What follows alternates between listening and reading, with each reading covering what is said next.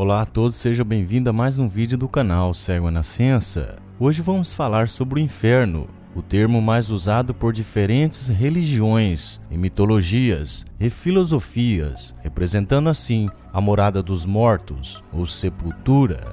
A palavra inferno que hoje conhecemos origina-se da palavra latina pré-cristã inferus. Na Bíblia Latina, a palavra é usada para representar os termos hebraicos Seol e os termos gregos Hades e Gená, que finalmente têm causado várias discordâncias nos entendimentos bíblicos. Uma vez que a palavra Gená tem um sentido diverso de Hades ou Seol, a maioria das versões em idioma português, por seguirem o latim, também não fazem distinção do original hebraico ou grego. Mudaram a palavra infeliz ou sepultura para inferno. A palavra inferno não era transmitida assim originalmente, nenhuma ideia de calor ou tormento, mas simplesmente de um lugar coberto ou oculto. Há muita confusão e muito mal entendido foram causados pelo fato de que os primitivos tradutores da Bíblia traduziram persistentemente o hebraico Seol e o grego Hades e Gená pela palavra inferno. A Bíblia não bastou para eliminar apreciavelmente esta confusão e equívoco. O significado atribuído da palavra inferno atualmente é representado em A Divina Comédia de Dante e no Paraíso Perdido de Milton.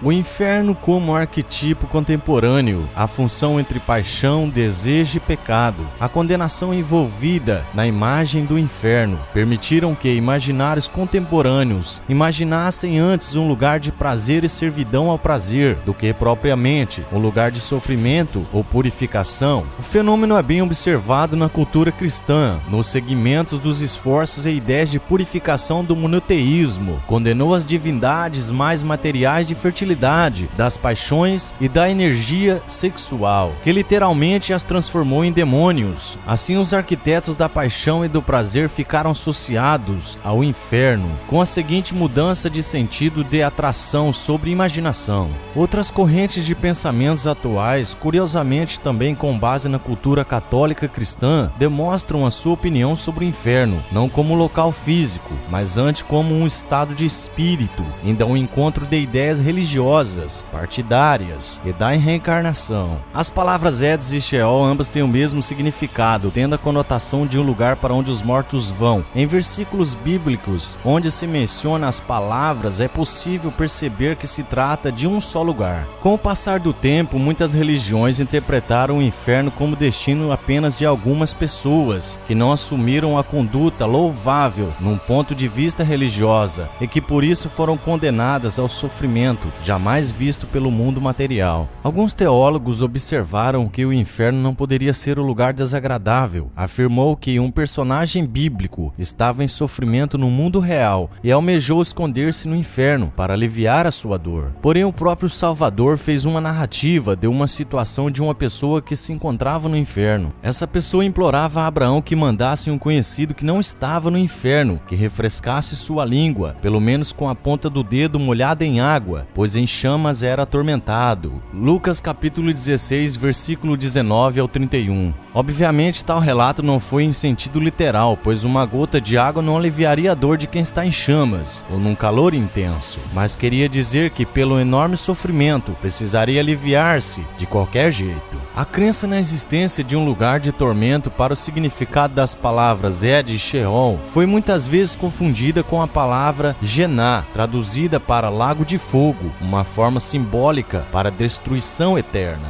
Alguns teólogos concluem que todos que morrem vão para o inferno, um lugar onde até o próprio Salvador foi, a sepultura, sua câmara mortuária. Como a própria Escritura menciona, ele não foi esquecido no inferno, foi ressuscitado ao terceiro dia, conforme relatam as Escrituras. Porém, deve salientar-se que outros teólogos veem essa ida do Salvador a esse lugar de tormento foi para tornar o lugar de cada ser humano que estava destinado à morte eterna pelo pecado original de Adão, e tendo o Salvador tido como consumador da fé, serviu como cordeiro expiatório, apesar de não ter visto corrupção. Édis, o deus grego dos mortos, as profundezas correspondiam ao reino de Édis, para onde iam os mortos. Édis era o deus dos infernos. O uso do plural inferno indica o submundo, um mundo de profundezas, do que um lugar de condenação. Em geral é dado ao singular inferno. Édis também concebeu um lugar de condenação, ou prisão, chamada Tártaro. Nesse sentido, o inferno na religião, na mitologia judaica, não é eterno, mas uma condição finita, após a qual a alma está purificada. Outro termo designativo do mundo dos mortos é Sheol, que representa essa característica de desolação, silêncio e purificação. A palavra de Sheol, que mais tarde dá origem ao termo Sheol, não confundido com Gená, que era um nome dado a uma ravina profunda do sul de Jerusalém, onde os sacrifícios humanos eram realizados na época de doutrinas anteriores. Mais tarde tornou-se uma espécie de lixão na cidade de Jerusalém, frequentemente em chamas, devido ao material orgânico. O uso do termo Sheol indica lugar de consciência, inexistência, conforme o contexto nos mostra, e não um lugar de punição.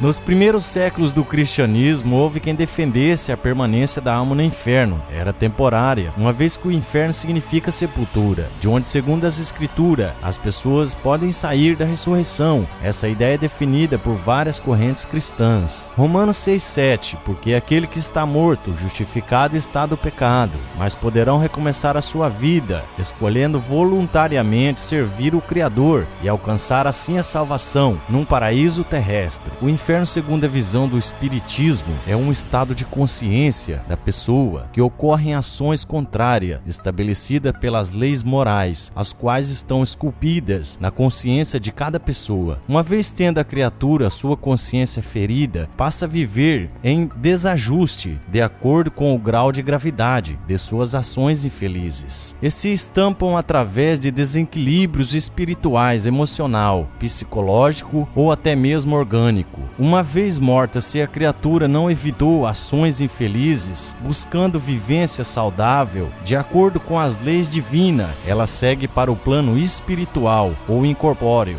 Lá junta-se a outros espíritos que trazem conturbações conscienciais semelhantes. Se um dia todas as criaturas sofredoras na erraticidade regenerassem, essas regiões deixarão de existir. É como se todos os pacientes de um manicômio terrestre fossem curados. O hospital poderia ser demolido e ceder o espaço para um jardim, ou etc.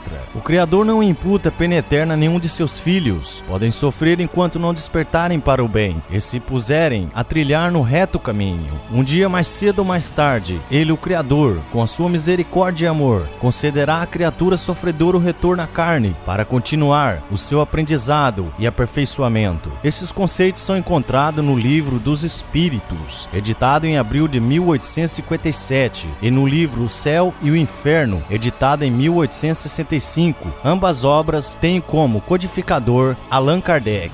Obrigado a todos por mais uma vez terem visto esse vídeo. Pesquisem, não fiquem só nas minhas palavras. E até o próximo vídeo, se assim o Criador nos permitir. Canal Cego a Nascença.